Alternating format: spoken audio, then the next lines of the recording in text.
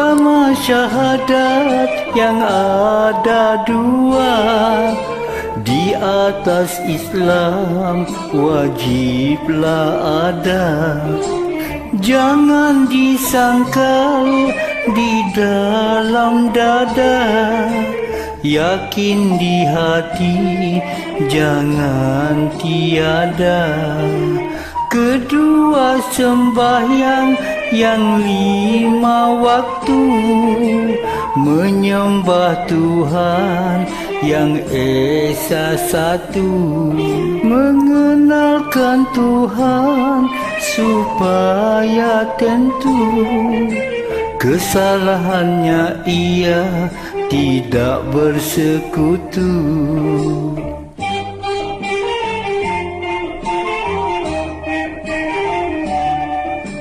Ketiga Ramadan disuruh puasa, lapar ditegah wajib dirasa, menginsafkan diri sama sebangsa, di akhirat nanti dapat sentosa.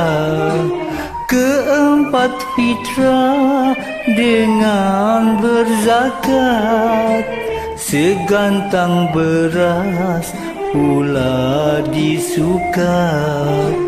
Tandanya Islam hidup sepakat, mencari makan supayalah berkah.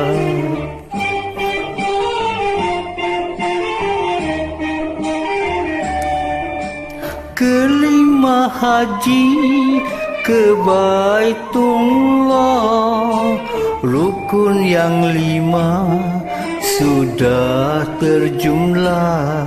Bertaubatlah kita kepada Allah, minta ampunkan perbuatan yang salah.